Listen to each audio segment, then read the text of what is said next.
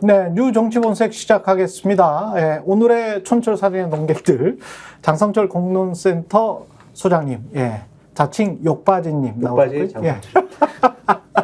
조수진 변호사님 그리고 김민아 시사평론가 나오셨습니다. 안녕하십니까? 안녕하세요. 예. 날도 더우신데 네. 제 욕을 하면서 스트레스 푸시기 바랍니다. 아, 예. 왜 그러세요? 그 뭐 저기 채널 A나 TV조선이나 이런 데서는 안 불러요? 다섯 군데서는 안 불러요. 채널A, TV조선, 네. MBN, 연합TV, KBS. 그런 데서는 안 부르고 보수우파. 보수우파 쪽에서는 그 희한하네. 아니, 그리고 근데 이제 이런 정부장님 같은 분안 예, 부르면 스펙스 누구 불러요? 같은데 오면 또 이제 막 댓글에서 또 이제 장석줄 쟤 왜 욕만 하고. 나왔냐, 뭐. 네. 저는 어디 가나 제 편이 없어요. 근데 저 이거에 대해서 진짜 네. 이 정권이 예, 방송에 나오는 평론가를 이지매하는 거예요. 이지매. 이지매. 제가 대표적으로 김준일 평론가, 예. 장성철 소장 이 두 사람은 네. 이 정권에 대해서 이지매를 당하고 있어요. 근데 김준일 평론가 방송 일주일에 한 20개씩 하는데요? 그러게요. 근데 그것도 이제 그런데 근데 제가 이지매 당한다고 얘기한 이유는 그분 방심이나 이런 데서 김준일 평론가를 대단히 집요하게 그분이 뭐라고 얘기한 거에 대해서 계속 심의를 건 거에 대해서 계속 김준일 평론가 이름을 얘기하면서 김준일 평론가가 나와서 얘기한 거는 다 편향된 것처럼 막 심의를 하려고 들었잖아요. 그리고 네. 그렇게 해서 몇 건 그렇게 해서 갔고. 방송심의위원회 위원들 자체 머리 그 사고 구조가 편향된 인간들이 모여 있잖아요. 그렇죠. 예. 그리고 장성철 소장님은 어쨌든 지금 뭐 좌파가 아니시잖아요. 뭐 아니, 저는 꼴통 보수우파입니다, 진짜. 서정욱보다 제가 더 근데 심한 우파의 꼴통이에요. 기준이 너무 이상한 데로 가버렸어요. 그러니까 가장 정치 편향적인 인간들이 권력을 잡고 그다음에 이제 공정성을 그 사람들이 규정을 하면서 그 공정성이라는 그들의 잣대로 정치 편향의 잣대로 다른 사람들 보고 심판하고 그리고 처벌하고 뭐 이러는 그렇죠. 근데 세상이니까요. 그런 생각을 네. 가지면서 그걸 동네방네 다니면서 장성철은 무슨 뭐 위장된 우파라는 둥, 막 가짜 부수라는 둥 이런 얘기를 심지어 공식 회의석상에서 막 하잖아요. 네. 선방위에서는 장성철은 평론가로서 자질이 없대. 그래서 네. 왜 자질이 없냐 뒷문장을 봤더니 예. 이 윤석열 정권에 대해서 한 번도 네. 좋은 얘기를 해준 적이 없어서 그럼 좋은 자질이 일을 없대. 하면 되잖아.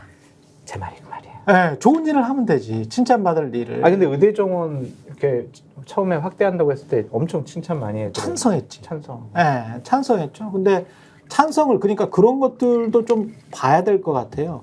의대 정원이건 뭐건 간에 그리고 또 가령 이제 민주당이 뭘 했었을 때 우리가 최강 시사도 마찬가지입니다만은 원칙과 기준에 따라서 반대하거나 비판하는 거는 또 비판을 하거든요.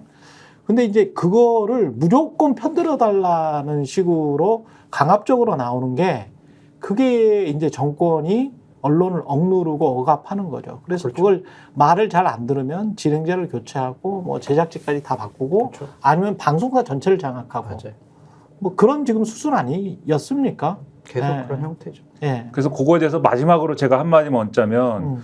보수냐 진보냐 평론가의 성향이를 생각하는 거는 그 사람이 얘기하고자 하는 논조가 진보적이냐 보수적이냐를 갖고 평가를 하셔야지 이 정권을 편 들어주느냐 편을 안 들어주느냐를 가지고 지금 보수냐 아니냐를 판단하는 그런 사람들인 거잖아요. 이거 완전히 제가 볼 때는 말도 안 되는 기준을 그리고 가지고 우파의 보수 우파의 원칙이 사상의 자유와 양심의 자유와 언론의 자유가 보수 우파의 가장 위대한 원칙이거든요. 그러면 그 사람이 진보적 시각을 갖고 있건 보수적 시각을 갖고 있건 나는 상관 안 해.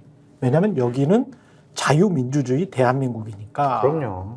여기는 자유민주주의 대한민국이고 우리가 지향하는 사회는 미국이나 서유럽 같은 사회니까 그렇죠. 그들의 가치를 보면 당신들은 탄압받지 않아야 돼. 당신들은 당신들의 말을 할 자격이 있어.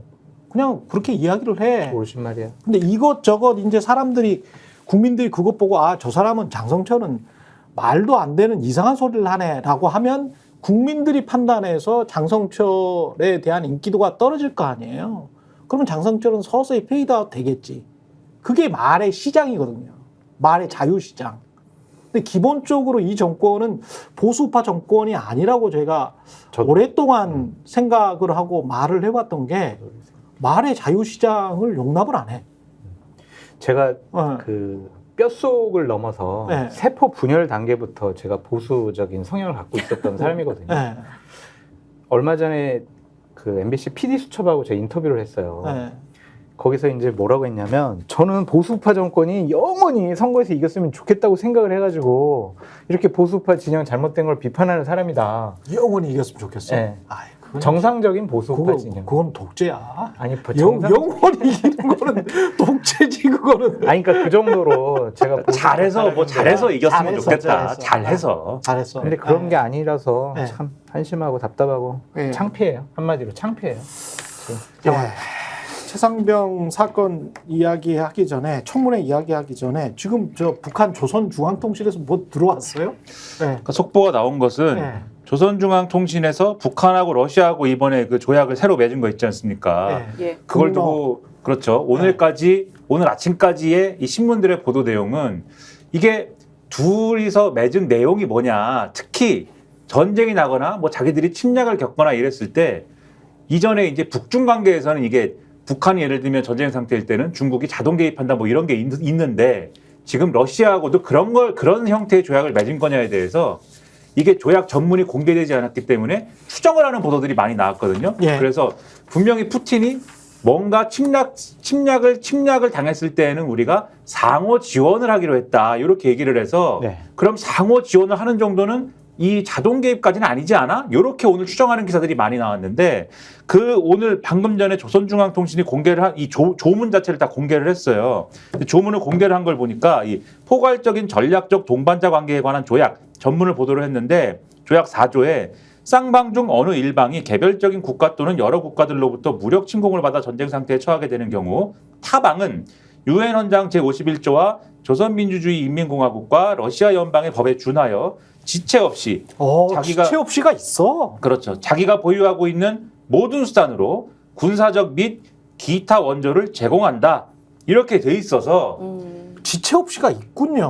오늘 아침 신문들까지는 지체 없이가 있네 없네 해가지고 그게 61년 수준이다 아니다 가지고 이야기를 하던데. 그렇죠. 그게 있으면은 이게 자동 개입이 될 수가 있는데 그렇죠. 아마도 거기까지는 안 간 모양이지라고 그렇죠. 추정을 했는데 오늘 아침까지는 그랬었는데. 그래서 추정을 했는데 네. 지금 북한이 전문 공개한 걸 보니까 있다. 그래서 이러면 자동 개입에 좀 더 가까운 형태의 조약인 것으로 확인이 됐다. 이렇게 지금 보도가 나오는 겁니다. 그러니까 유엔 헌장 51조라는 게 유엔 회원국의 무력 공격이 있을 경우에는 개별적 집단적으로 자위권을 가질 수 있다라는 규정이거든요. 그러니까 이 자동 개입 조항이 있냐 없냐가 굉장히 사실 큰 차이가 그렇죠. 있는 건데 자동 개입 조항까지 넣게 되면은 그 나라의 뭐 국회의 동의라든가 여러 가지 절차 없이 이 전쟁이 발생하면 곧바로 군대 투입할 그러니까. 수 있는 거잖아요. 네. 이 굉장히 이 조속하게 여러 개의 국가가 전쟁 위험에 같이 이제 동참할 수 있는 그런 조항인데요. 미국과 러시아가 제3차 세계대전을 이게 할 수 3차 있는 세계대전의 그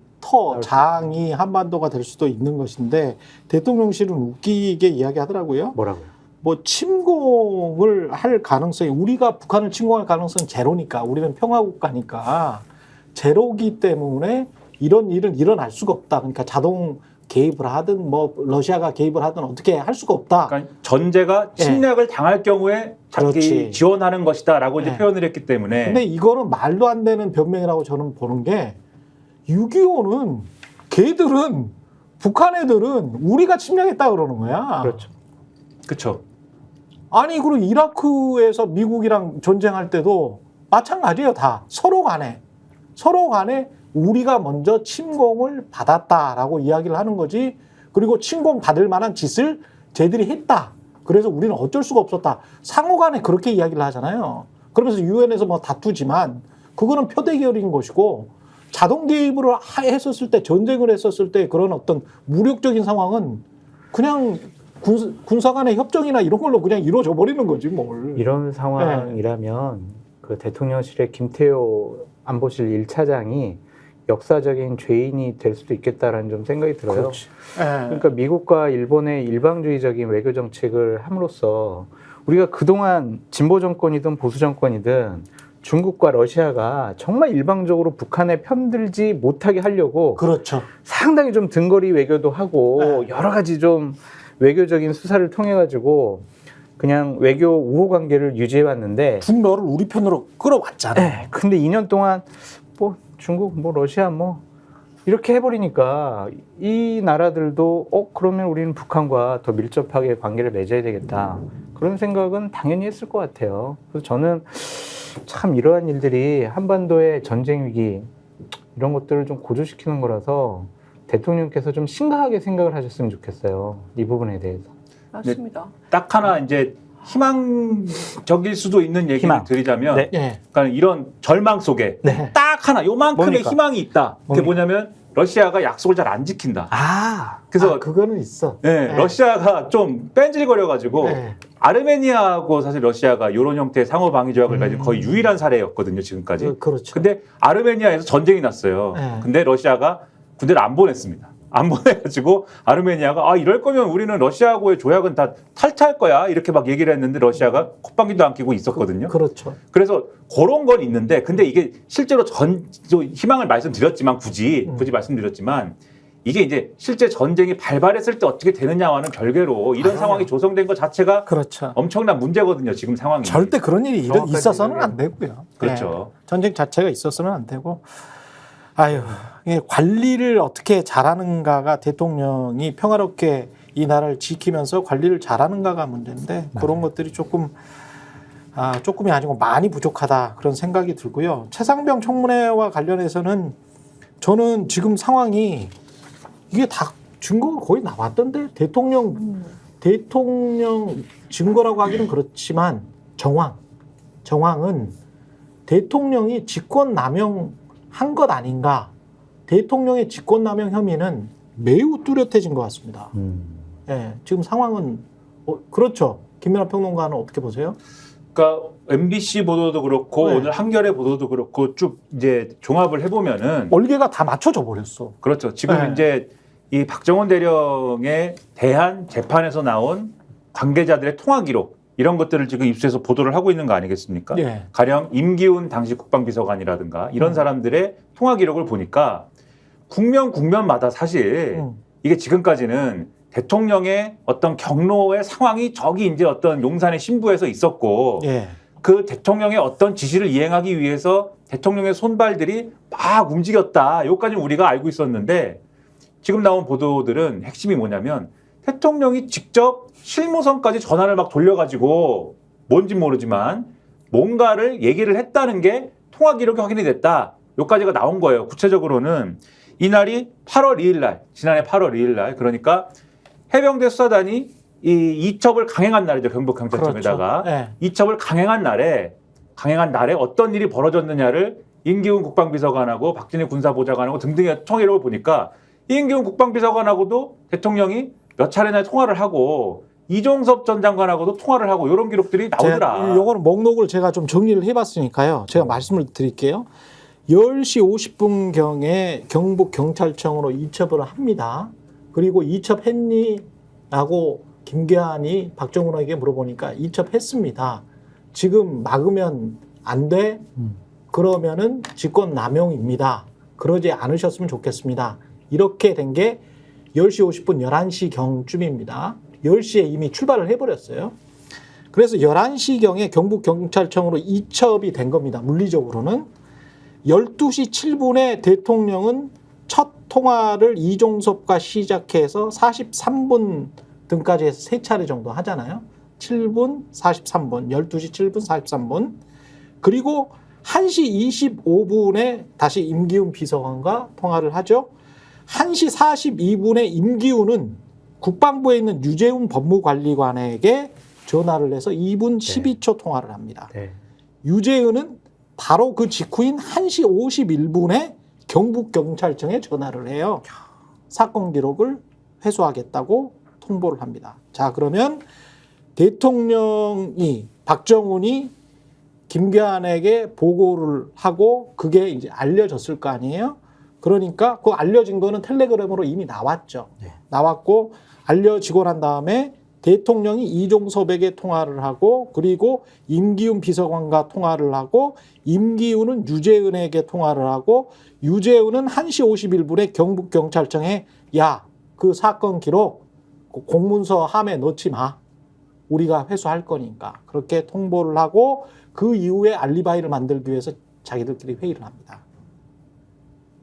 요거예요. 그리고 그때 이종섭 국방부 장관은 우즈베키스탄에 가 있었고 그래서 아마도 알리바이를 만들기 위해서 윤석열 대통령은 오후 4시 21분에 신범철에게 전화 10초 합니다. 회수했으니까 알아서 철회 뭐 이 정도 했겠지. 여기까지는 내용이 없으니까. 그러니까 모든 시간 정황상 이거는 윤석열이 시켰어. 컨트롤 타워였던 거예요. 네. 네. 이거 그렇게밖에 볼 수가 없어. 직접 다 전화해서 네. 야 넘어갔어? 줬어? 안 된다고 했잖아. 다시 갖고 와. 라고 하고 갖고 왔어? 갖고 왔어? 그럼 조사본부에 줘. 라고 하고 조사본부에 넘어갔으면 넘어갔으니까 네. 그 다음부터는 제대로 처리해. 라고 하고 그렇지. 이런 거 아니냐. 그리고 난 다음에 이시원 검사 출신의 이시원과 유재은이 굉장히 많이 통화를 하잖아요. 이 이후에 이거는 야 이거 법적으로 어떻게 다시 바꿔야 돼? 그러면 국방부 조사본부에서요 다시 이렇게 보고서를 만들어 가지고 박정훈이가 잘못됐다라고 보고서를 만들면 되겠습니다.라고 해가지고 그 알리바이로 쭉 간 거예요. 그래서 근데 국방부 조사본부가 그게 아니에요. 박정훈이 맞았어요라고 계속 중간 보고서를 8월 14일에 내니까 8월 17일에 또 회의를 한 거야. 바꿔. 8월 21일 날 그래서 최종 보고서를 낸 거예요. 지금 경북경찰청도 조심하셔야 되는 게 경북경찰청도 지금 이야기하잖아요. 객관적으로 중립적인 인사들 모아가지고 우리가 제대로 이거 수사를 하겠다라고 이야기를 하는데 경북경찰청도 이제까지 하는 거 보면 냄새가 엄청나. 대통령실에 맞추는 그 보고서 수사 결과가 나올 가능성이 굉장히 높죠. 그래서 정권이 지금 하는 이 패턴과 이 정황들이 다 드러났기 때문에 경북경찰청은 정말 조심하십시오. 그 경북경찰청에 얼만큼의 압력이 지금 들어갔겠습니까? 그러니까 지난번에 뭐가 공개됐냐면 해병대 수사단에서 그거 이제 넘길 때 그거를 이제 국방부에다가 주지 말라는 취지의 얘기를 해병대 수사단이 하고 거기에 대해서 경북경찰청이 위에서 이런 일들이 일어나서 어쩔 수 없다는 얘기를 하는 그 통화 내용이 있어요. 녹취된 게 보도가 된 바 있어요. 그렇죠. 근데 그때도 또 경북경찰청에서 전화 받은 사람이 또 해병대 출신인가 보더만요. 자기도 해병대 출신이다라는 얘기를 거의 울더라고요. 그럼 울었지. 네. 거의 울었어. 거의 울면서 이게 뭐 어떻게 잘 해보겠습니다라고 얘기는 하지만 본인들도 너무 이게 그렇죠. 아닌 거야. 말이 안 되니 근거도 없이 와가지고 달라고 하니까 그걸 어떻게 할 수가 없다는 얘기를 하는 거지 않습니까? 네. 얼마나 대단한 압력이 들어갔으면 그렇게 하겠어요. 경찰 라인 저 상부서부터 국수본 출신에 누가 대통령실에 가가지고 거기서부터 쭉 내려온 그렇죠. 라인이 있는 거잖아요 지금. 아니 그 선임 행정관이 그렇게 쭉 한 거예요. 그러니까요. 그게 그 사람이 경정밖에 안 돼. 경정인데 다시 또 국수본의 총경한테 전화를 하고 총경이 거꾸로 이게 경정, 총경, 경무관이잖아요. 근데 대통령실 경정이 국수본의 총경한테 전화를 하고 국수본의 총경이 경북경찰청의 경무관한테 전화를 해. 총경이 경무관 달라면 한 7년 있어야 돼. 일반 회사로 보면은 그때부터 별이에요. 경무관 때부터. 근데 우리 이제 총경 입장에서 봤을 때는 경정 따위가 총경한테 전화하고 총경 따위가 경무관한테 전화해가지고 이게 싹 바뀌어버린 거야. 이게 국가가 뭐 이래? 근데 그게 과연 그 사람이 경정인데 저 김민환인데요. 안 됩니다. 이렇게 했겠느냐. 그렇죠. 그게 아니라 대통령실입니다. 누구의 윗분의 뜻이다. 뜻입니다. 그렇죠. 그렇지. 죄송합니다. 예. 선배님 윗분의 뜻입니다. 이렇게 갔겠죠. 그러니까 이게 이렇게 된 거지. 그래서 말씀하신 대로 경북경찰청에 또 상당한 이제 곤란함이 있을 텐데 다 기록으로 남겨놔야 된다. 경찰이 남겨놓으십시오. 분명히. 네, 흔적을 남겨놔야 됩니다. 오늘이 이 최상병 국회에서 이루어지는 청문회 이제 하루 전이잖아요. 그렇죠. 이제 이 윤 대통령과의 연결고리가 본격적으로 풀리기 시작하는 것 같아요. 그러니까 그 대통령실과 국방부까지 이어지는 이시원, 임기훈, 유재은까지 통화가 여러 차례, 뭐 20차례 뭐 이런 식으로 이어지고 그리고 대통령이 개인 폰으로 실무선까지 그 8월경에 계속해서 전화하는 것들이 계속 다 밝혀지고 있고 아마 저는 이 정도 단계가 되면 일반 수사나 이럴 때 볼 때 이런 데서도 볼 때 내부 고발이 있을 단계다라고 그렇죠. 봅니다. 왜냐하면 네, 이제 내부 고발. 너무 여러 명의 이 혐의가 밝혀졌기 때문에 증거가 너무 많기 때문에 본인이라도 수사에 협조해야 그래야 이 가볍게 처벌받을 수 있는 여러 사람이 등장할 거거든요. 근데 내일이 청문회이고 그러면 국회의원들에게 여러 경로로 제보가 들어갔을 수 있다. 이렇게 봅니다. 민주당도 사실은 긴장해야 돼요. 지금 내일 딱 하루이기 때문에 내일 이제까지 언론에서 나온 것들을 정리하는 수준이나 뭐 화만 내고 어떤 진실에 좀 한 발 앞서가는 어떤 새로운 사실을 폭로해내고 아니면은 진짜 진술을 끄집어내는 이런 게 안 나오면 국민들한테 야 저거는 분명히 대통령이 직권남용 혐의가 있는데 저렇게밖에 못해? 그래서 실망감을 안겨줄 수가 있습니다. 근데 전 내일 청문회가 맹탕 예. 청문회가 될 것 같다는 느낌이 들어요. 왜냐면은 예. 이종섭이나 임성근 안 나갈 것 같아요. 지금까지 나간다고 했지만 이러한 계속 단독 보도들이 나오는 것에 대한 부담감 때문에 저는 막판에 국민의힘 쪽에서도 니들 왜 나가려고 그래? 나가지 마. 이렇게 얘기할 가능성이 높아 보이고 이종섭, 임성근 둘 다. 저는 안 나갈 거라고 해요. 나가서 할 수 있는 얘기가 없어요. 그러니까 사실관계를 밝히면은 대통령한테 직접적으로 그렇죠. 연루가 이제 네. 증명이 되는 것이고 아니면은 이렇게 나가서 정말 앵무새처럼 이 말만 하겠죠. 죄송합니다. 지금 공수처 수사 중이라서 제가 좀 드릴 말씀이 없습니다. 계속 이 얘기만 할 가능성이 있어요. 그러면은 국민들이 이거 보면은 엄청나게 화내실 거기 때문에 저는 이 사람들은 안 나갈 가능성이 높다고 봐요. 왜냐하면 국민의힘 쪽에서는 우리도 출석 안 하는데 상임위에 당신들 나가가지고 야당 의원들에게 거의 취조 형식으로 당신들 당할 거다. 그거 마실수 거기서 좀만 삐끗하면 대통령에게 누가 될 거다. 당신들 나가면 안 된다. 이렇게 할 것 같아요. 내일 청문회가 기대만큼 사실관계가 밝혀지는 청문회가 안 될 가능성도 높아 보여서 안 나오면 결국에는- 큰일인데. 결국에는 이거는 정말 특검으로 가서 대통령실이든 국방부든 뭐든 네. 제대로 압수수색하고 소환하고 그래가지고 이 젊은 청년 억울한 죽음을 밝혀야죠. 특히 민주당이 죽이려는 자가 범인이지 뭐. 그렇죠. 그러면 그래서 민주당이 이런 상황까지 예상하고 전략을 짠다면은 네. 만약에 그렇게 안 나오고 침대 축구 하면은 그러면 뭘 정확하게 짚어야 되냐면 이러니까 특검이 필요하다라는 거를 그렇죠. 정확하게 보여줄 수 있는 방향으로 그러면 전략을 짜야 되는 거죠. 예. 그리고 그리고 불출석 관련해서는요. 그 하나만 덧붙이면 예. 그 최순실 국정농단 때도 청문회 때 여러 명이 이유 없이 계속해서 안 나왔었어요. 그래서 마지막에 뭐 윤전추 청와대 행정관 등등이 이제 기소가 됐었는데요. 형사처벌 규정이 있지 않습니까? 정당한 이유 없이 청문회에 계속해서 불응하면 형사처벌 규정이 있는데 이 군인들의 경우는 집행유예 이상의 형을 받으면 면직돼요. 파면이 되는 거, 파면 같은 효과가 나는 건데 이게 어떤 불이익이 있냐면 퇴직연금이나 퇴직할 때 받을 수 있는 돈 등등이 다 2분의 1로 삭감이 됩니다.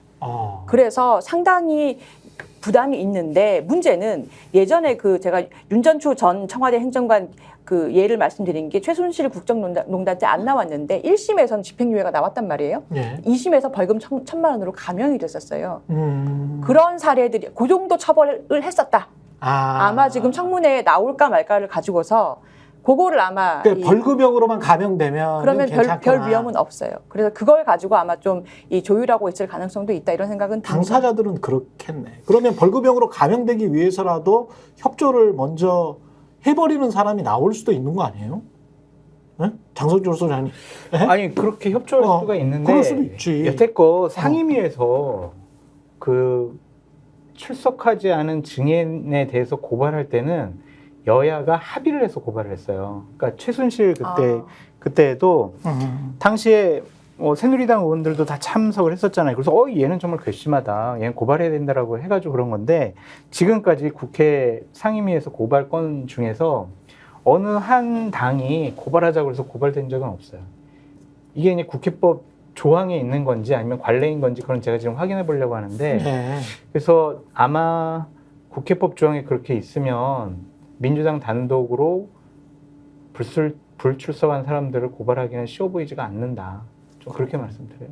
근데 저는 좀 국회에 좀 기대를 하고 있는 게 국회의원은 우리랑 달리 면책특권이 있잖아. 네. 국회 내에서 하는 거는 면책특권이 있거든. 네. 그러면 저는 우리나라에서 정말 폐지해야 되는 거는 허위사실 유포를 형사법으로 처벌하는 거 있지 않습니까? 이 반문명적인 법인데 그거는 제발 OECD에 한국밖에 없을 거예요 아마. 한국이나 뭐 멕시코나 있을까? 하여간 그 정도일 텐데 그거가 없어져야 언론 자유가 훨씬 더 만개가 되거든요. 정확히는 이제 명예훼손. 그걸 명예훼손이죠. 예.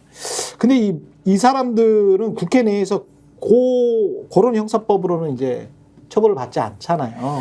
명예훼손 관련해서.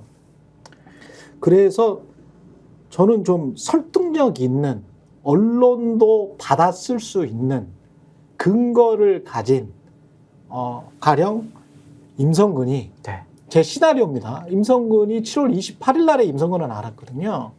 박정훈이 김기환에게 수사 혐의자까지 포함된 수사 결과 보고서를 준 거는 직속상관인 그 김기환에게 준 거는 7월 28일이에요. 7월 28일 오후에 김기환은 임성근에게 이 사실을 이야기를 해줍니다. 당신도 혐의자니까 곧 있으면 보직 퇴임될 거니까 있어. 네.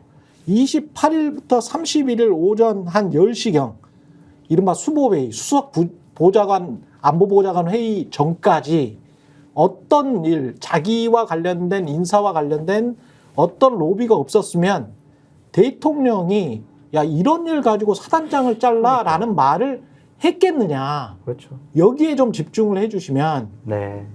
그러면 임성근이 이 2.5일 기간 7월 28일부터 30일 오전까지 누구와 어떤 통화를 했는지 그게 대통령이나 혹시 여사 측근과 관련이 있는지 없는지 이 부분만 좀 속 시원하게 나와줘도 그렇죠. 그게 핵심 아니에요? 사실은? 사건의 국면은 완전히 전환된다. 아, 그렇죠. 인사로비 사건으로. 그렇죠. 그래서 그 어떤 팩트, 인맥도라도 통화 기록이라도 지금까지 나온 통화 기록과는 다른 통화 기록이라도 나와줬으면 좋겠다. 그리고 이거를 말할 수 있는 사람들은 국회의원들밖에 없다. 그렇죠. 국회에서. 예. 그래야 우리가 좀 쓰지. 우리는 지금 좀 조심하시라. 예, 우리는 좀 아니 워낙 윤석열 정부가 이상하잖아요. 아무거나 막 걸잖아. 예. 그러니까 그런 측면에서 그거는 좀 했으면 좋겠다는 맞아요. 거죠. 네. 예. 그러니까 대한민국 최고 엘리트인 검사들이 계산을 해서 김건희 여사와 그 일가가 과연 이런 주가 조작으로 의심받는 사건을 통하여 얼마만큼의 수익을 거뒀는가에 대해서 검사가 계산해서 22억인가 23억인가를 계산한 내용을 그 재판에 제출한 내용을 방송에서 언급을 했다는 이유로 23억. 그렇죠. 예, 최은순과 김건희 그렇죠. 두 사람. 예. 그렇죠. 그걸 언급했다는 이유로 방심에 걸어가지고 그게 뭐 대단한 대단한 허위 사실을 얘기한 것처럼 막 다루는 나라가 되지 않았습니까? 지금. 무서워. 예. 그러니까는 뭘 얘기해서 어디서 어떻게 될지 모르는 나라기 때문에 김건희의 기억자만 나와도 이 김만 붙여도 어떻게 그래서 김값이 올랐나요? 기가시 오는 건가? 그래서 아니 검사가 계산했다는데도 왜 그걸 얘기하면 안 되냐고요? 검사가 계산했는데 내가 계산한 게 아니고. 이 확인해봤어 이러는 거 아니야 지금? 방심위라든지 권위기라든지 행정 권력을 사적으로 남용하고 있어요. 맞아요. 진짜 그런 것 같습니다. 권력의 사적 남용입니다. 예. 그 정도 됐는데 어떻게 국회의원이 예를 들면 국회에서 그렇게 추궁하는 과정에서 이렇게 얘기를 했답니다. 이렇게 얘기를 하는 것도 좀 불안한데 그렇게 얘기를 한 걸 전했다고 하는 것도 이런 억지를 써가지고 막 때릴 것 같은데 그런 배경도 없이 그런 어떤 거리도 없이 어떻게 또 우리가 막 이렇게 보도를 하고 또는 유튜브 이런 데서 하다 못해 유튜브나 이런 방송에서 적극적으로 막 얘기를 하고 그런 것들이 어떻게 되겠느냐라고 하는 우려를 가진 사람들이 분명히 있단 말이에요. 그럼요. 말문을 틔워줘야죠. 말문을 틔워줘야 됩니다. 이거는. 국회의원들이 좀 해줘야 돼. 그러니까요. 그거는 예, 배지 달았으니까. 그리고 조금 좀 저는 너무 뻔뻔하다고 보는 게 한동훈 전 법무부 장관도 뭐 암호 나 20몇 짜리지롱 뭐 이랬잖아요. 예? 그거 만약에 이제 이재명 대표나 뭐 문재인 대통령 또는 뭐 김정숙 여사가 나 암호 26짜리지롱 뭐 이랬다거나 나는 7월 말 이전에 이종섭 장관이나 뭐 이런 사람들처럼 7월 말 이전에 쓴 핸드폰은 제출 안 했지롱. 새 휴대폰 제출했지롱 이랬다면 이게 야 가만 이게 한 줄 단신으로 이렇게 나가고 이게 가만히 있었겠어요? 그러니까 너무나 비정상적인 일들이 일상화돼서 자연스럽게 나와가지고 참 당황스럽다라고 말씀을 드리고 우리 김민하 평론가님이나 우리 조수진 변호사님 여러 가지 말씀처럼 지금 권력을 잡고 있는 사람들은 공직에 대한 개념이 없는 것 같고 공직을 담당할 자격이 없는 사람들 같아요. 그러니까 대통령을 보호할 수는 있어요.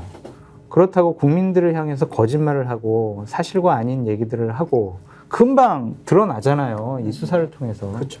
그런 사람들이 어떻게 공직을 담당할 자격이 있겠습니까? 그래서 저는 윤석열 대통령을 지지를 했고 투표장 가서 찍었던 사람으로서 상당히 좀 부끄럽다. 그런 생각이 요즘엔 참 많이 들어요. 찍었어? 아, 찍었죠, 저는. 윤석열 대통령을? 정권 교체했어야 아니 되니까. 그 전에 엑스파일 이야기했잖아. 그래도 정권 교체는 해야 되니까. 드럼통 얘기하고 그러셨잖아요. 아니 그러면은 이재명이 그렇게 싫었어요.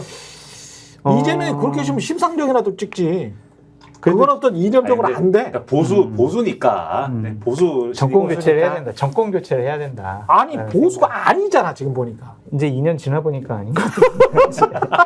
그 당시에는 아 이거 뭐지 막 이랬는데 네. 지금 해보니까 윤석열 대통령과 그 집단들은 보수가 아닌 것 같아요. 보수파가 아니에요. 그래서 저는 보수 쪽 사람들 만나면 뭐라고 얘기하냐면 윤석열 대통령을 빼고 보수파는 리셋을 해야 된다. 그게 맞아요. 네, 계속 저렇게 보호하고 옹호하고 발걸음에 보폭을 맞추다 보면 보수파 당신네들도 완전히 구렁텅이에 빠진다. 그렇죠. 빨리 손절해라. 그랬더니 제가 10명한테 얘기했는데 10명 다 맞대요. 그래가지고 보수파 진영에서도 그런 생각이 좀 강한 것 같아요. 근데 이렇게 다들 저도 뭐 제가 보수 인사들을 많이 알거나 그렇지는 않은데 방송국이나 이런 데 가다 보면은 이제 결국은 마주치게 되잖아요.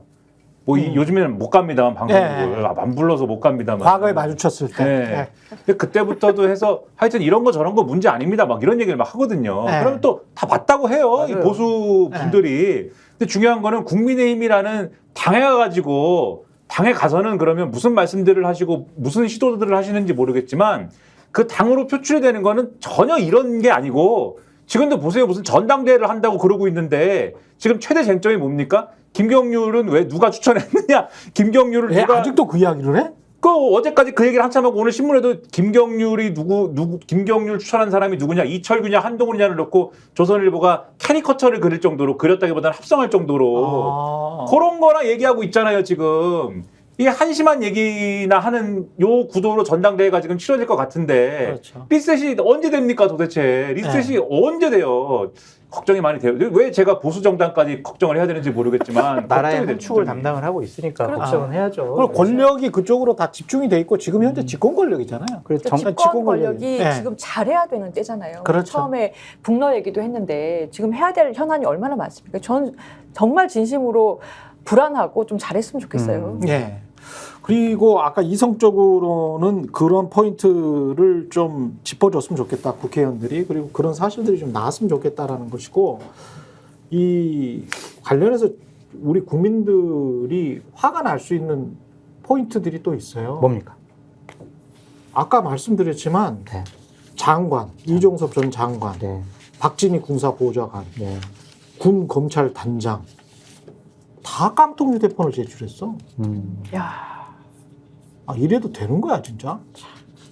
증거인멸이네요. 이게 뭐 하자는 거야 진짜? 근데- 증거인멸을 해도 기소가 안 될 거다, 수사가 안 될 거다라는 걸 아는 거죠. 그러니까. 근데 이게 궁금한 게 있는데 법조계 상식입니까? 이렇게 깡통 휴대폰을 제출하는 게 아니 그리고 이 정도 됐으면 휴대폰을- 어마어마하게 나와야 되거든. 누구나 하는 일인가요 이게? 누구나 이제 많이 하죠. 하는데 이게 이렇게 수사 중에 또는 수사 임박해서 하면 증거인멸이 추가가 됩니다. 아니 그리고 그러니까 이러면 대부분은 구속영장 청구해야 되는 거 구속 아니야? 사유예요. 증거를 인멸하고 있기 때문에 구속영장을 청구할 수 있는 사유가 되기 때문에 이건 굉장히 신중해야 되는 액션이죠. 자기 거를 이렇게 하는 거는 증거인멸 뭐 죄명이 안 된다. 아니 그 전에 휴대폰 잃어버렸다고 하면서 그 새 휴대폰을 제출하니까 깡통 휴대폰인 거죠.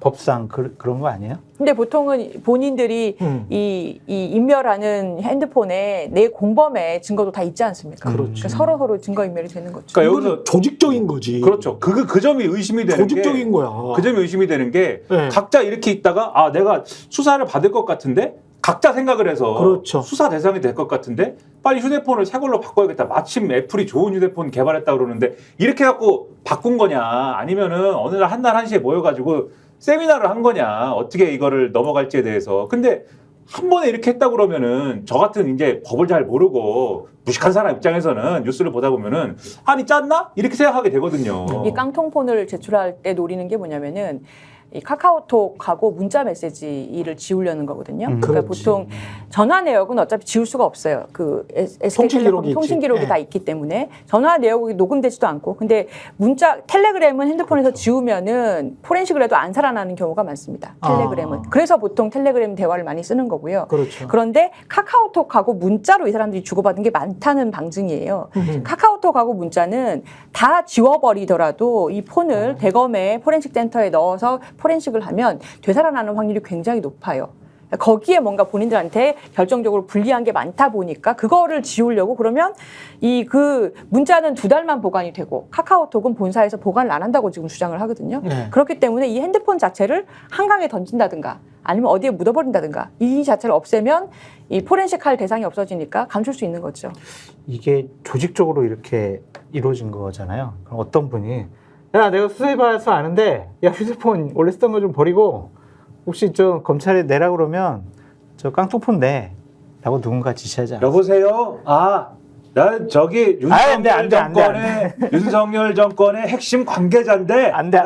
난 절대로 내가 그 사람이 아니고 목소리가 비슷해. 핵심 관계자인데 내가 이제 법을 잘 알기 때문에 이렇게 저렇게 전자레인지에 돌리는 거는 안 되고. 버려? 비슷한데요? 비슷한데요? 진짜 비슷하다. 괜찮은데? 앞으로 계속 개발해요. 생긴 것도 네. 생긴 것도. 극과로. 네, 근데 분야로. 이거가 좀 심각한 게 국회의원들 지금 기자들도 생각을 해보셔야 되는 게 이 사람들이 언제부터 그러면 조직적으로 은폐 만약에 하려고 했으면 그랬을까 생각을 해보면 3월에 올해 3월이요? 예, 올 3월에 이 사건이 발생한 건 7월이에요. 네. 그리고 사건이 완전히 거꾸로 뒤집힌 건 8, 9월입니다. 네. 그렇죠. 근데 올해 3월에 런종섭 사태가 있었잖아요. 자, 근데 런종섭 사태 이전을 보면 공수처가 출금을 했잖아. 네. 출금을 이종섭은 알았을까요? 몰랐을까요? 대통령실은 몰랐다고 했지만 알았을까요? 몰랐을까요? 본인에게 통보가 됩니까? 출국 금지가? 출금시 통보 되면? 안 됩니다. 통보는 안 됩니까? 네. 공항에서 나갈 때 잡히는 거죠. 근데 상황 자체는 지금 정황상 제가 관련해서 쭉 들어보고 있습니다. 취재원들에게. 네. 1월부터 한 것 같아요. 1월부터 뭔가 감추어야 된다. 빼돌리려고. 감춰야 된다라는 모의를 한 것 같은 정황들이 나옵니다. 그러면 굉장히 오랜 시간 준비를 했다는 거예요. 그러니까 국회의원들이 섣불리 지금 들어가서 야 이거 다 됐어, 다 된 밥에 우리가 숟가락만 얹으면 돼. 절대 그런 생각 가지면 안 된다는 겁니다. 그러니까 비슷한 생각이 드는 게 그때도 이상했어요. 제 날짜까지 기억을 하는 게 3월 14일인가부터 갑자기 대통령실이 나와가지고 그때도 이거 여러 차례 말씀드렸는데 공수처가 좌파의 무슨 공작기구다 이런 소리를 하기 시작하잖아요. 근데 그때 사실은 한 얘기를 잘 보면은 물론 대통령이 나중에 기자회견한 것도 거의 똑같은 얘기였는데 공수처가 출국금지 조치를 한 게 문제고 이상하다는 얘기를 하지 않습니까? 근데 그 얘기를 잘 들어보면은 무슨 얘기냐면은 이종섭 전 장관을 호주 대사를 시키기 위해서 그냥 오늘 내가 호주 대사 시킬게라고 버튼 딱 누르면 되는 게 아니라 그렇죠. 그 전부터 아그레망이니 뭐니 하기 위해서 준비를 막 해야 된다. 그렇습니다. 그러니까 요 얘기를 다 뻔히 알 텐데 그 전부터 공수처가 그 전에 뭐 8월 달에 이게 어쨌든 고발된 걸 가만히 있다가 12월, 1월 요 넘어갈 때부터 아주 괘씸하게도 출국 금지를 하더라. 그러니까 이게 마치 직접적으로 얘기 안 했지만 이렇게 얘기하는 거예요. 공수처가 수사를 안 하면서 있다가 이종섭 전 장관은 그래서 수사를 안 하고 있어서 뭐 별일 없는가 보다 하고 이 대통령실의 주장 네. 별일 없는가 보다 별건이 아닌가 보다 하고 우리가 뭐 고발이 됐다는 이유만으로 이 호주 재산을 안 시킬 수는 없으니 그렇죠. 호주 재산을 시키려고 했더니만 공수처가 갑자기 반기를 들고 반란을 일으켰다는 식으로 얘기를 하는 거예요. 그렇게 얘기를 하는데 그럼 대번에 드는 의심이 그러면은 그 공수처가 반란을 일으키고 있다라는 걸 생각한 때는 언제야? 그 생각부터 딱 들고 그렇죠. 1월부터 알았던 거 아니야 그러면? 그렇죠. 그 생각이 딱 드는 거잖아요. 그렇습니다. 지금 시간을 쭉 돌이켜 보면 그렇기 때문에 그러면 얼마나 많이 준비를 했을까? 8월에 한 행위도 이시훈과 유재현이 법률 전문가들이 야 이거를 알리바이를 만들기 위해서 얼마나 많은 준비를 해서 9월에 그렇게 했을까? 그리고 집단 항명으로 넘기고 안 되니까 항명으로 넘기고 이렇게 쭉쭉쭉 한 것들이 얼마나 많은 준비를 했나를 알아야 됩니다. 그리고 그거에 급소를 찔러야 되는 것이고 두 번째는 거짓말을 많이 했어요. 거짓말 많이 했어요. 네. 이종섭, 김계한 등은 계속 거짓말했고 그렇죠. 대통령실의 임기훈도 거짓말한 거야. 그럼요. 예, 이거 국회에서 따져야 돼요. 언론도 계속 물고 늘어져야 되고. 세 번째 임성근 이 전 사단장은 끝까지 자신의 책임을 부인하고 있잖아. 그건 정말 참 군인으로서 그게 과연 자격이 있는 것이냐. 부하들한테 책임을 미루려고 하고 예. 본인은 책임이 없다고 비겁하게 빠져나가려고 하고 그런 사람이 대한민국 국민의 생명과 안전을 지키는 그렇죠. 해병대 사령관이었다라는 게 좀 아찔해요. 아찔한데 정말 아찔해요. 이 사람은 군인은 죽어주도록 훈련되는 존재라고 이야기를 했잖아요. 군인은 죽어주도록 훈련되는 존재라고 이야기를 했는데 그 군인에 자기가 없는 거야. 투스타는 군인이 아니야. 사병만 군인이야. 그러니까 이따위 말을 할 수 있는 거예요. 사병은 징집된 사람들입니다. 그렇죠. 국민이에요. 지는 직업군인이잖아. 그리고 가장 큰 책임을 져야 되는 별이잖아. 아니 해병대 사단장이 사병이 죽었는데 군인은 죽어주도록 훈련되는 존재. 그럼 지는 뭐야? 저는 그 말이 네. 제일 문제라고 생각했어요. 그런 생각이 있어서 그렇게 위험한 일을 구명조끼도 없이 시켰구나라는 걸 깨닫게 되는 그런 그렇지. 말이었어요. 그러니까 병사가 군대에서 여러 그 군대의 이 재산이나 기물 중에서 들어가 있는 것은 전쟁 중을 얘기하는 거예요. 전쟁 그렇죠. 중에. 근데 그게 아니라 평시에 징집돼서 간 우리 젊은이들의 생명과 안전은 소중하게 보호를 어떻게 하면은 아무런 문제 없이 훈련을 할 것이냐, 대민 활동할 것이냐를 고민을 해야 될 지위에 있는 사람이 맞습니다. 죽어도 되는 존재다, 죽어야 되는 존재다라는 생각을 가지고 그거를 오히려 언론에 얘기할 정도라는 것이 지금 이 사단을 불렀구나. 거기다 이걸 깨닫게 되는 만약에 말이었어요. 대통령이 박정훈 대령의 주장대로 김계한 사령관에게 들었다는 이 말, 이런 일로 사단장을 자르냐라고 대통령이 이야기를 했잖아요. 그때 이런 일로가 사병이 죽은 거야. 국민의 한 사람이 죽은 거고 그중에서 가장 용맹스러운 군인인 해병이 죽은 거야. 예? 징집된 해병이. 근데 이런 일로 사단장을 자르냐에 들어가 있는 멘탈, 정신 상태는, 대통령의 정신 상태는 사단장이 제일 중요한 거야. 국민이나 사병, 주권자는 중요하지 않아. 이런 일? 감히 어떻게 이런 이야기를 합니까? 대통령이? 만약에 했다면 임성근의 정신 자세, 국가에 대한 충성도나 대통령, 국가는 곧 국민이잖아요.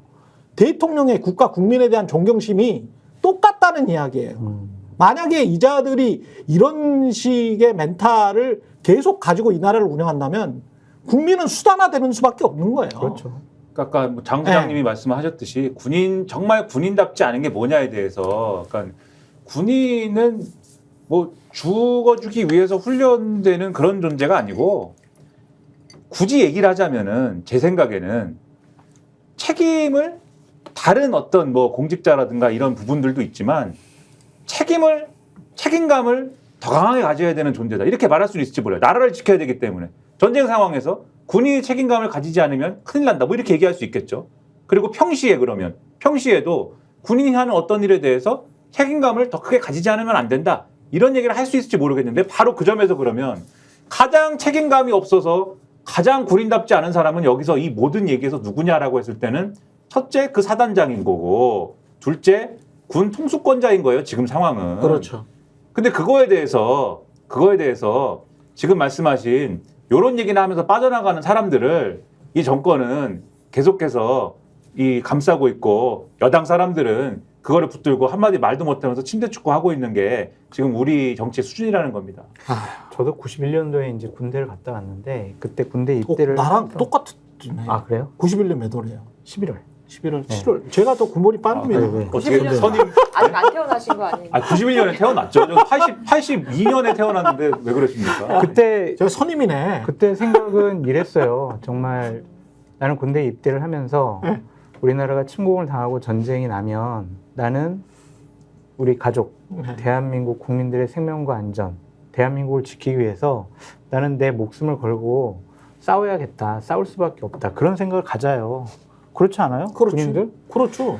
그런데 조수진 변호사님 말씀 잘 해주셨듯이 평시에 이렇게 대민 지원 나갔을 때 그들의 생명과 안전을 지키지 못한 지도자, 책임자, 상급자 이런 사람들은 군인으로서 자격도 없고 대통령으로서 자격도 없고 대한민국 국민으로서 자격도 없다라는 게 전 제 생각이에요.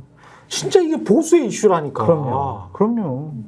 이 그래서 할 말이 없는 거예요, 이 정권이. 그래서 네. 최경영 앵커님 오늘 되게 좀 이렇게 화가 나서 말씀을 아니, 많이 화는 하시는데 별로 안 났어요. 네. 건강이 안 좋아요. 건강이 안 좋으니까 화내지 마시고 평소에 비해서 화가 덜 났어. 네. 세상에 평소에는 어떤 정도인 것인지. 네, 굉장히 격분을 합니다. 저도 윤석열 대통령만큼 격분을 해요. 아니 그 최경영 TV 거기다가 경로설. 네. 아니 저 서로 격분하게 한번 맞짱 떴으면 좋겠어. 그 토론 좀 했으면 좋겠어. 모든 국정 현안에 관련돼서. 최경영 TV 커뮤니티에다가 이렇게 글을 매일 올리시는데 저한테 막 자동으로 떠요. 아 그래요? 네. 거기 보면은 네. 뭐 분기탱천하셔가지고 화나는 게 막 눈에 보여서 건강이 걱정이 되는데 네. 세상 일 비밀 없고요. 잘못된 일 다 밝혀집니다. 결국에는. 밝혀지겠죠. 네, 네. 그리고 이러한 일은 시간상의 문제지 정말 국회에서도 국정감사 또 특검 이런 것들 통해서 사실관계가 밝혀지고 거짓말하고 책임 회피한 사람들은 다 처벌받아야 한다. 꼭 그게 정상적인 나라가 아니냐라는 생각이 듭니다. 이게 이제 뻔뻔한 행각들, 검사들에 관한 뻔뻔한 행각들이 계속 드러나고 있는데 그 뉴스타파 이래서 뉴스타파를 싫어하는지 모르겠습니다만 이번 정권이 윤석열 정부의 고위검사 3분의 2가 특활비를 오남용했다라는 보도가 나와서 특활비를 오남용했다라는 그 기준을 뉴스타파가 어떻게 정하지? 오남용 그러면 정상적으로 썼는지 오남용했는지 그 기준이 있어야 될 거 아니에요. 그러니까 뉴스타파가 지난달에 네. 검사장급 이상 검찰 인사 대상자를 대상으로 해서 특수활동비 지출 증빙 자료를 확보를 했다고 합니다. 네. 그 고위직이라고 하시는 뭐 검사장 뭐 이런 사람들 대상 22명을 대상으로 검증을 해봤더니 70%가 오남용 의혹이 있다라는 건데 어떻게 검증을 했냐면 예를 들어서 그 허정 검사장 같은 경우에 예. 특수활동비로 평소에 그 기간 동안 하루에 얼마를 쓰느냐 네. 평균을 냈다는 겁니다. 아, 그러니까 85만 원 정도를 쓰는 걸로 나왔대요. 쓴 예. 걸로 예. 나왔는데 하루에 그러니까 일평균을 계산했을 때 전체 쓴 금액을 일평균으로 많이 쓴다. 계산했을 때 예. 근데 이 특수활동비라는 것이 보통은 뭐 마약 수사를 하거나 그렇죠. 아니면 조직범죄 같은 걸 잡을 때 그 예. 조직원에 대해서 어떤 돈을 줘야 된다든가 아니면 잠복근무할 때 돈을 써야 된다든가 이런 것들 그러니까 예산 항목으로 남겼다가는 무엇을 수사하고 있는지가 드러날 때 그렇죠, 그렇죠. 그래서 그 예산 항목으로 남기지 않게 하기 위해서 통으로 주는 게 특수활동비인데요. 맞습니다. 근데 허정 검사장의 경우에 어떤 의혹이 나왔냐면 추석 연휴 사흘 전인 2021년 9월 15일 하루에만 250만 1,400원을 쓴 거예요. 그러니까 평소에 있는 특활비 일평균을 내면 85만 원 정도를 쓴 것으로 나오는데 추석 하루 전날에는 그 하루에 250만 원을 쓴 겁니다. 명절 떡값 아니냐. 그래서 예. 이창수 검사장의 경우도 그런 식으로 계산을 해보니까 이 사람은 평소에 특수활동비라는 게 59만 원씩 쓰는 걸로 계산되는 사람인데 설 연휴 하루 전인 2023년 1월 20일의 경우에는 하루에 220만 원의 특활비를 쓴 거예요. 아, 이 패턴이 있네 다. 그러니까 이런 식으로 검증을 했을 때 이 70% 정도의 고위 검사들이 유독 명절 전날에만 몇백만 원씩의 특활비를 쓴 걸로 된 거예요. 이 확인이 된 겁니다. 그러면 사실은 마약 수사라는 게 명절 전날에 갑자기 다 잠복해. 뭐 그렇죠. 갑자기 마약 명절에 집에 가지 마.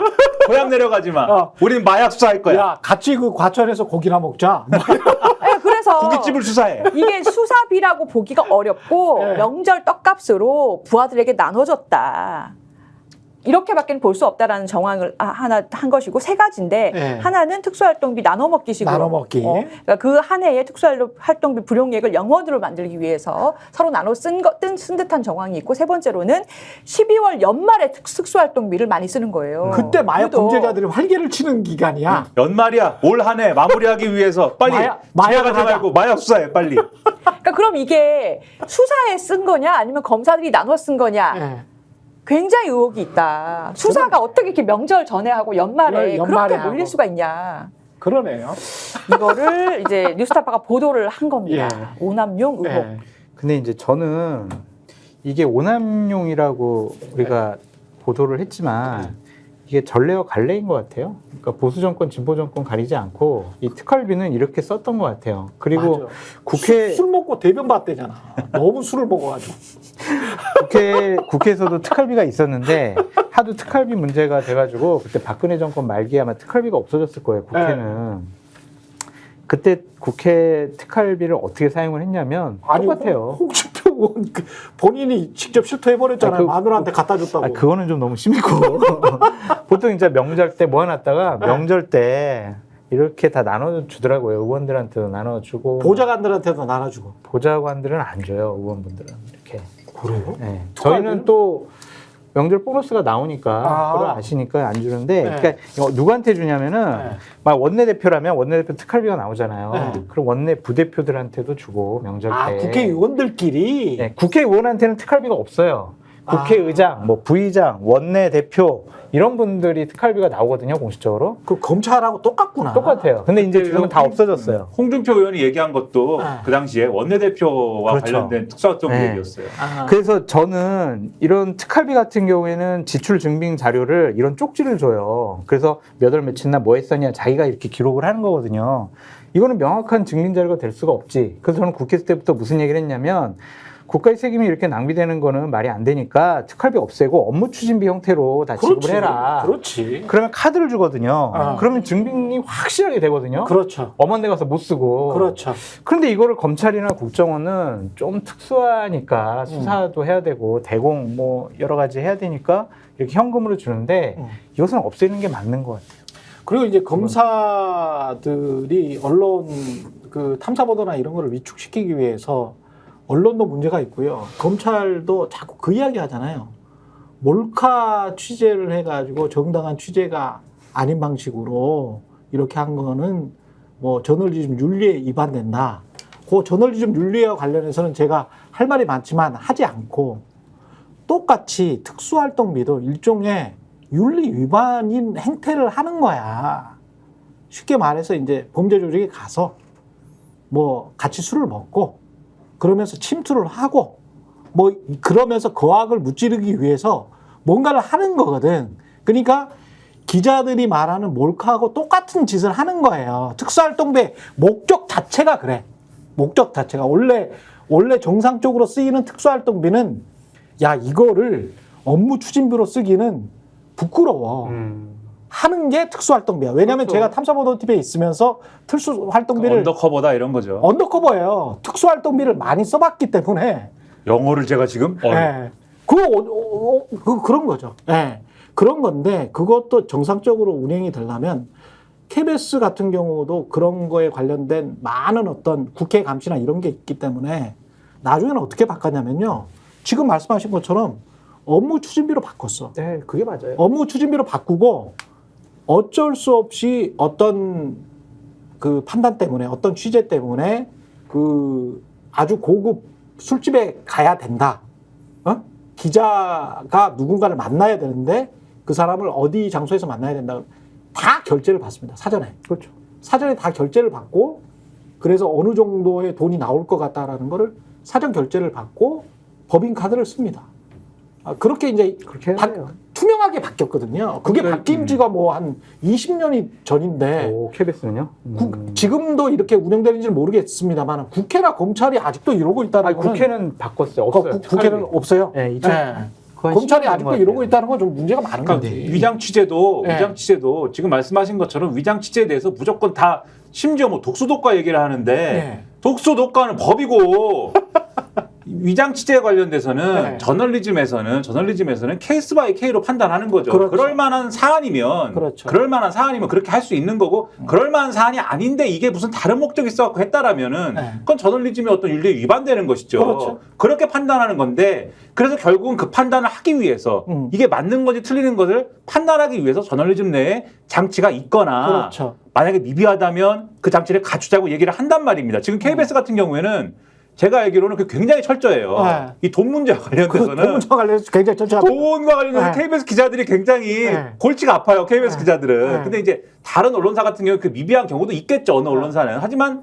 저널리즘에서는 원론적으로 이거를 갖춰야 된다고 주장을 한단 말입니다. 근데 검사의 특수활동비는 자기들이 그런 검증이나 어떤 그게 감사면 감사 뭐든 간에 아무것도 없는 게 당연하고 우리 마음대로 쓰는 게 정당하다라는 듯이 늘 얘기를 당당하게 해요. 그게 어떻게 정당화될 수 있냐라는 거죠. 근데 이제 특갈비가 주는 맛이 있고 받는 맛이 있는 거예요.